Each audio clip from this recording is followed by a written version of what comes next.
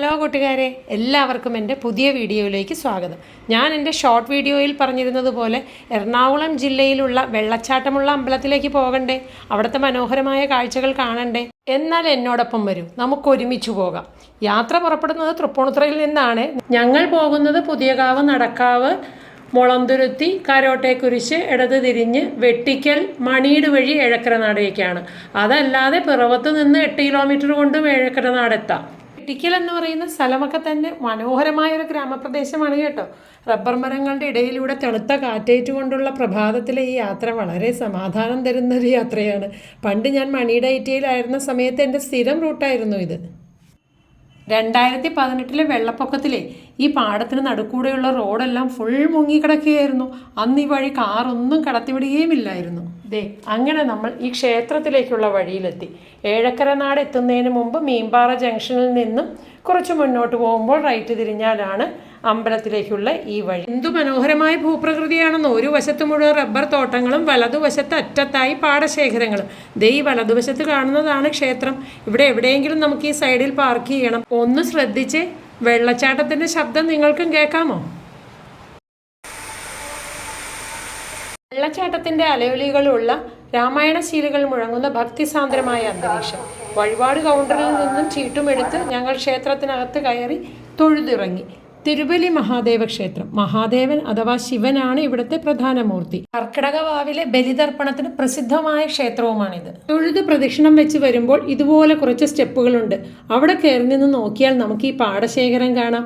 മഴക്കാലത്തെ ഈ പാടശേഖരങ്ങളിലൂടെ ഒഴുകി വരുന്ന വെള്ളം ഇങ്ങനെയുള്ള ചാലുകളിലൂടെ കടത്തിവിട്ട് ക്ഷേത്രത്തിന് വശങ്ങളിലുള്ള ചെറിയ കനാലുകളിലൂടെ കടന്ന് ഈ കാണുന്ന തടയണയിൽ തടഞ്ഞു നിർത്തിയാണ് ഇവിടെ ഒരു മനോഹരമായ വെള്ളച്ചാട്ടം രൂപീകരിച്ചിരിക്കുന്നത്. പറഞ്ഞു കേട്ടെങ്കിലും ഇത്ര മനോഹരമായൊരു ക്ഷേത്രമാണിതെന്ന് ഞങ്ങൾ അറിഞ്ഞില്ല. ഞങ്ങളെന്ന് പറഞ്ഞാൽ ഞാനും എൻ്റെ അനിയത്തിയുമാണ്. ഞങ്ങൾ രണ്ടുപേരും കൂടിയാണ് ഈ തവണ ക്ഷേത്ര ദർശനത്തിനിറങ്ങിയത്. ഞങ്ങൾ രണ്ടുപേരും ശരിക്കും ആസ്വദിച്ചു. നാട്ടിൻപുറം നന്മകളാൽ സമൃദ്ധം എന്ന് പറയുന്നത് വളരെ ശരിയാണ് കേട്ടോ. അവിടെയുള്ള ക്ഷേത്രത്തിലെ എല്ലാ ജീവനക്കാരും ചുറ്റും തൊഴാൻ വരുന്നവരുമൊക്കെ നമ്മളോട് എന്ത് മാന്യമായാണ്, എന്ത് സ്നേഹമായാണ് പെരുമാറുന്നത്. ശരിക്കും ഞങ്ങൾക്ക് അവിടെ നിന്ന് പെട്ടെന്ന് പോരണമെന്നൊന്നും ഉണ്ടായിരുന്നില്ല. ഏകദേശം 2 മണിക്കൂറോളം ഞങ്ങളവിടെ ചെലവഴിച്ചു. എൻ്റെ വീഡിയോഗ്രാഫർ ആകട്ടെ വളരെ ആത്മാർത്ഥതയോടുകൂടി വീഡിയോയും ഫോട്ടോയും ഒക്കെ എടുത്തു തരികയും ചെയ്തു.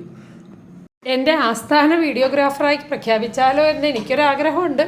പക്ഷേ ഇനിയും 10 വർഷത്തോളം സർവീസുള്ള അവൾ എൻ്റെ കൂടെ വരുമെന്ന് തോന്നുന്നില്ല.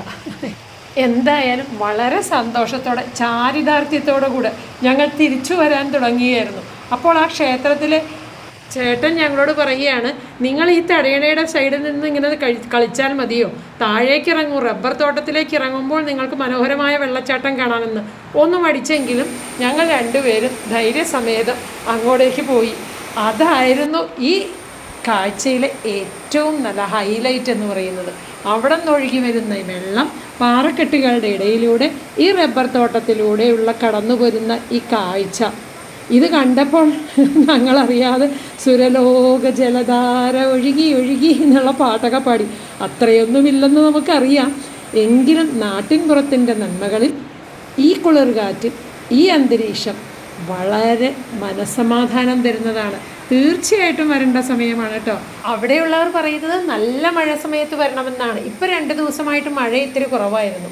എങ്കിൽ ഇതിലും ഭംഗിയായേനെ. സാരമില്ല, ഞങ്ങൾ ശരിക്കും ആസ്വദിച്ചു. അപ്പം നിങ്ങൾക്ക് ഇഷ്ടപ്പെട്ടോ? ഞങ്ങൾ എന്തായാലും തിരിച്ച് വീട്ടിലേക്കാണ്.